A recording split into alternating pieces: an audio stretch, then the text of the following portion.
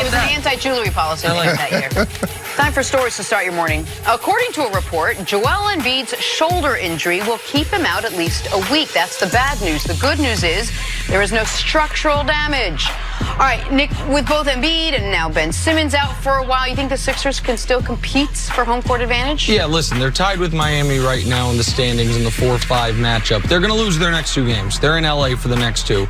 At the Clippers, at the Lakers. But then it's Sacramento. They were losing regardless. Yeah. Well, they could maybe get a split. I think they maybe could have, if they would have been full strength, could have gotten a split. But at Sacramento, at Golden State, Detroit, Indy, Washington, that's the remainder of their schedule until March 16th. So they might be able to be a little cautious with Embiid, especially the type of night Tobias Harris had last night, and still compete, Brian, in that 4-5 matchup to try to get home court against Miami. They were not winning on the road with Embiid and Simmons. If they're on the road without both of those guys, it's just going to be hard to win. Are you a Sixers guy, too? I am a Sixers guy. There you go. Yeah.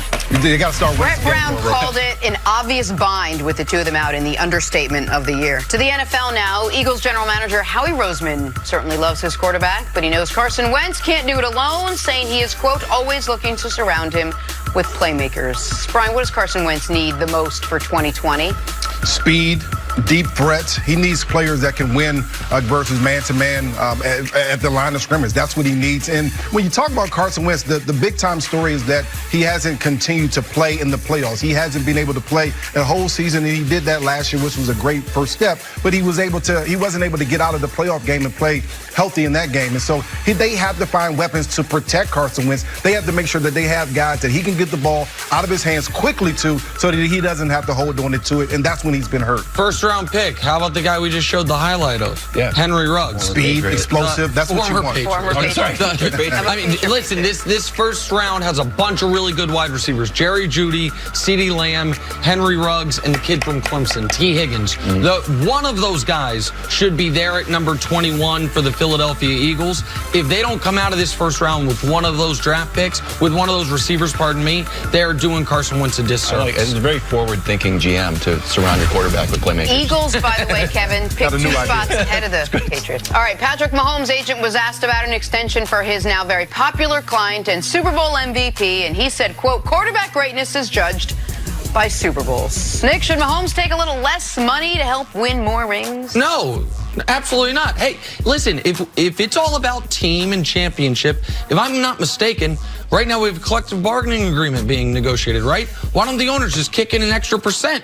Hey, now the salary cap skyrockets. No problem. We never ask the owners to do that. So we should never ask the players to do that. I'm a Chiefs fan. I want the Chiefs to win as many Super Bowls as possible. But it's offensive to my moral compass to ask the players to name one other thing that's offensive to your moral compass. Well, a long list of things, but it's too long to get into. But we only ask this of the 100,000-aire or millionaire players, never of the billionaire owners. No one would ever have to take a pay cut to win if the owners wanted the salary cap to skyrocket. Instead, they fight and claw to keep it as low as possible. Patrick, go get your money. Brett Veach will surround you with enough talent either way.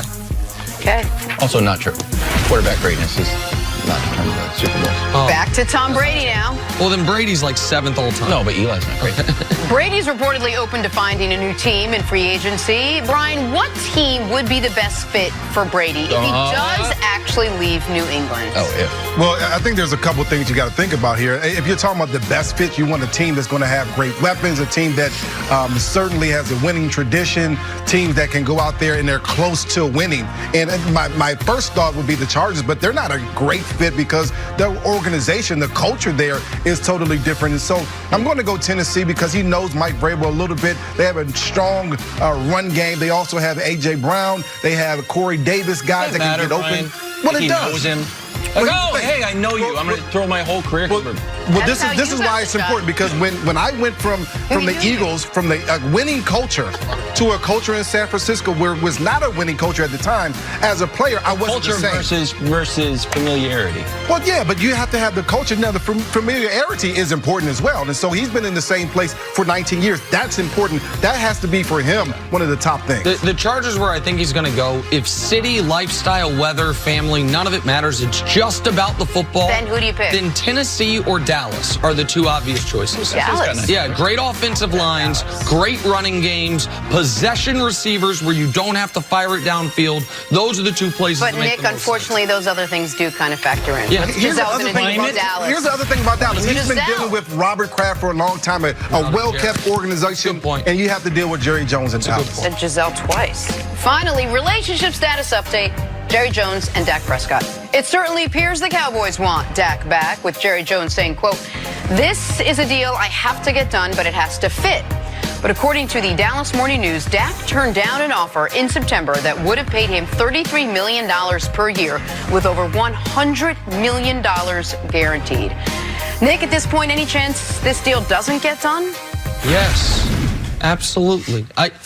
I pride myself on being as prepared for these shows as anybody on any network that does them. It's like my only calling card is uber preparation. Every day I do one of these things. That's huge notes folder. It's a manila folder, color coded with notes for everything. Do you know what my Dak section is? It's blank. Because I've been saying the same damn thing about Dak. I could repeat it for 3 months.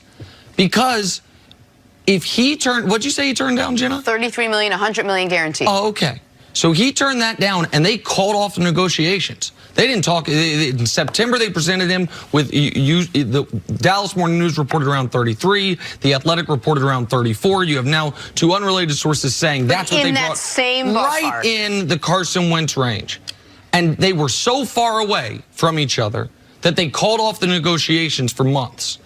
Dak wants to get paid the type of money Patrick Mahomes is going to get paid. Never. And if he does not come off that, then absolutely the franchise tag comes into play.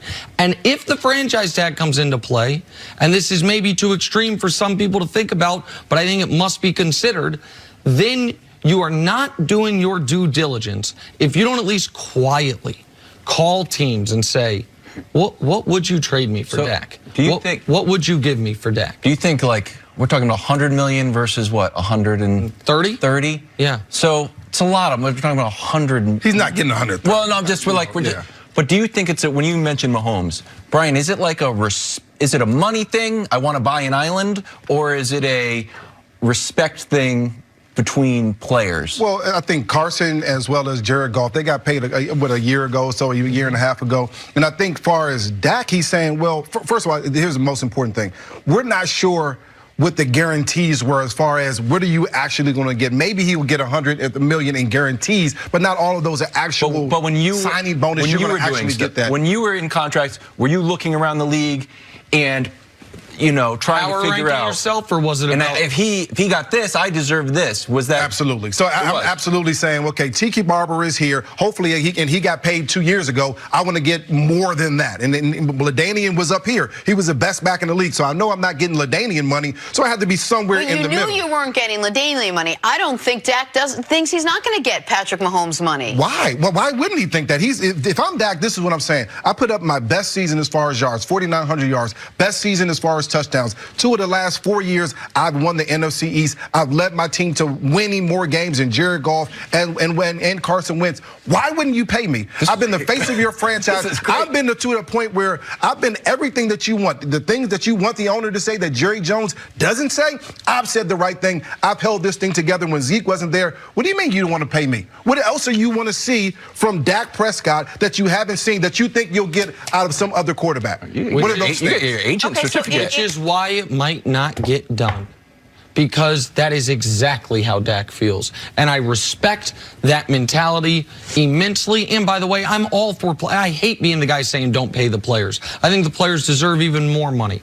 But on a hard cap league standpoint, where we have a long history of good but not great quarterbacks getting top of the market money and their team being kneecapped by it. Is Dak Prescott markedly better than Matt Stafford? Stafford throws a prettier ball. Dak's more available. Stafford's a little more, I think, has a little more upside, but has had a long time to show it and hasn't fully realized it. Dak is more consistent, so it's kind of, eye of the beholder.